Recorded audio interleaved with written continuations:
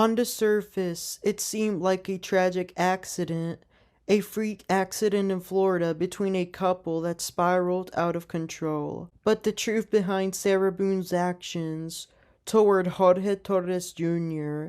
is far more chilling and heartbreaking than anyone could have imagined. This is Strawberry Ink, and today we explore the horrifying events surrounding the death of Jorge Torres Jr. and how Sarah Boone, his girlfriend, became the center of a deadly game that turned fatal. Sarah Boone and Jorge Torres Jr. had been in a long-term relationship, and like many couples, they experienced their ups and downs. But in February 2020, their love would turn into something far darker than either of them could have expected. On February 23, 2020, in a suburban home in Florida, Sarah Boone allegedly locked her boyfriend, Jorge Torres Jr., inside a suitcase. What appeared to be a playful act, what Boone claimed was a game, would turn deadly. According to Boone's account, Torres had climbed into the suitcase willingly, and she had only intended to have a bit of fun by zipping him inside for a brief period. But she claimed that she forgot about him for hours, and when she finally opened the suitcase, he was already dead. However, the evidence would tell a much different story. The most damning piece of evidence was a video that Sarah Boone recorded of herself. In the footage, Torres is clearly struggling inside the suitcase, gasping for air and pleading for Boone to let him out. His voice, desperate and terrified, can be heard, but Boone simply responds with mocking comments, even laughing at his distress. Boone later claimed that the video was just part of their playful game and that she never meant to harm him. But the video, which showed Torres's genuine fear, told a different story. The chilling footage would become a crucial part of the prosecution's case, as it was evident that this wasn't a harmless prank, but rather a callous and intentional act. Once Boone called 911, emergency responders arrived at the scene to find Jorge Torres Jr. unresponsive, his body showing signs of suffocation. Boone told the police that she had only been trying to teach him a lesson after a disagreement they had earlier in the day. She claimed that she hadn't realized he would be in any danger while trapped inside the suitcase. But the autopsy report revealed otherwise. Torres had died from asphyxiation. He had been trapped for an extended period of time without air. His death was not accidental, as Boone had suggested, but the result of an intentional act. She was arrested at the home. Authorities found evidence that Boone had a history of abusive behavior toward Torres. She had been arrested in the past for domestic violence, and it was clear that their relationship was far from healthy. But this incident took things to a horrifying extreme. At the Orange County Coroner's Office, it was determined that Torres suffocated to death. Therefore, Sarah Boone was presumed a killer. She was charged with second-degree murder and booked into the Orange County Jail. She faced this murder charge, no indictment or extra crimes. Sarah Boone took it too far. She expected her husband to come out fine after being inside a suitcase for so long. That is not a good way to punish your husband if you want him to still be alive afterwards. Something I wish Sarah would have realized was that her husband did not belong inside of that suitcase, because he was a human, not a mannequin. Following her arrest, Sarah appeared virtually from jail for a court docket being held on the 27th of February before duty judge Julie O'Kane. Sarah pleaded not guilty and was ordered to remain in jail without bond.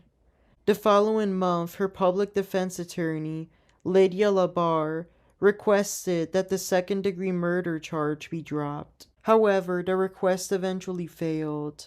The court and appeal system refused to let Sarah Boone walk free without a trial.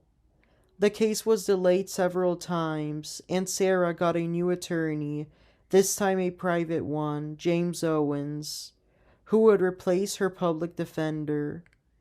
On March 2nd, 2020, both visitation and a celebration of life was held for Jorge Torres Jr. at the Good Life Funeral Home in Orlando.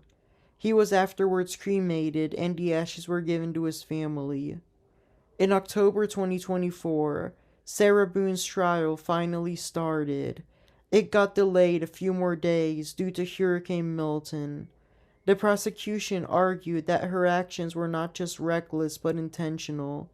The video, her lack of remorse, and the physical evidence pointed to a deliberate and crucial act of violence.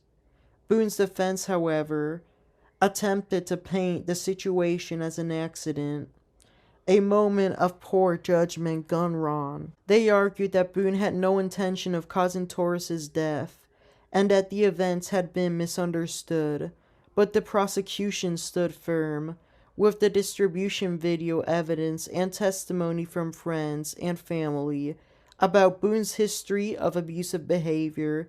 It became clear that this wasn't a case of a harmless prank gone wrong. It was a cold and calculated act of violence. The case of Sarah Boone shocked the community, leaving many wondering how a relationship could spiral so quickly into violence.